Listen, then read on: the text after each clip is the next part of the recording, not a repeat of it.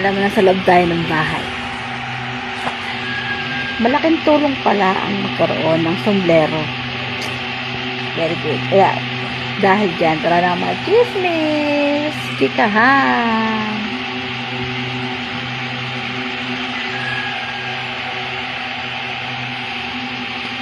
Alam mo, kasi may chismis ako. Kasi nga, may pinaayos na ako para maging yung buhay.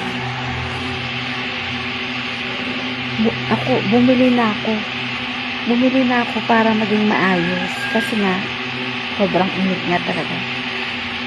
Sana nga, ma-request ko nga sa may-ari.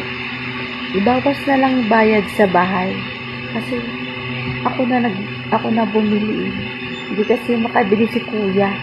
Kasi, sobrang busy. Wala kasi siyang tauhan. Kaya daw hindi siya bumili. Sana ibawas na lang nila yung bayad ko sa bahay. Ba, mahal-mahal din yun. Hindi, sa bahay naman nila to. Kumbaga, tumulong lang ako. Ang mahalaga, magtulungan lang kami. Lagi. Diba? Yun talaga ang life. Yun talaga pag nag-rent, darating din ang kahanap ako, magkakaroon ako ng sariling bahay, tipungal. Oo, tiwala lang tayo. Magkakaroon tayo ng sariling bahay kahit ganito lang kaliit. Ang mahalaga, iba yung bubong. Ay, nakakaloka. Kaya mag-enjoy nga lang tayo. Mag-enjoy lang tayo na mag-enjoy. Diba? Malay natin, magkaroon tayo ng sariling bahay. Ba?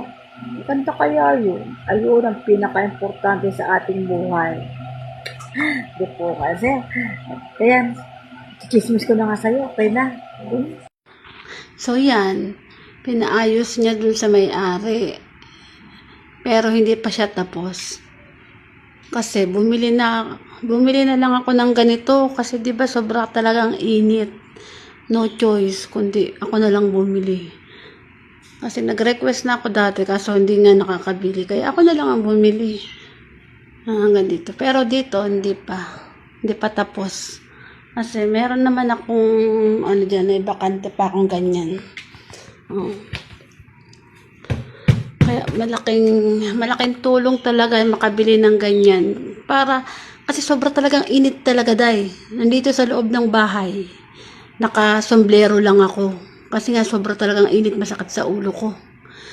At least ngayon, nag-okay na kahapon, naayos na, pero hindi pa tapos. Kasi yung may-ari, busy pa. Wala kasi siyang tauhan puro naman kami babae. Puro babae kasi ang tao dito dahil mukha lang pakalalaki, tomboy, pero hindi kayang itaas dahil. Kaya mahirap talaga yung wala yung kuya ko. Pati pa yung kuya ko dati, isang salita lang, isang sabi. Best in, punta na agad yan dito sa bahay. Kaya aayusin talaga ang dapat kailangan. Kaso wala. Kaya walang sa amin sa Pero sana, paglalagay niyan, sana walang mga sana walang tubig para umulan, wala naman sanang nabubutas. Kaya yun. Kaya sabi ko, wag na muna lagay yun sa CR.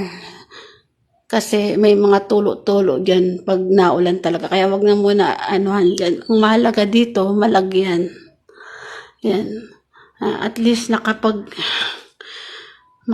ng maalis na yung stress ko sa tanghali.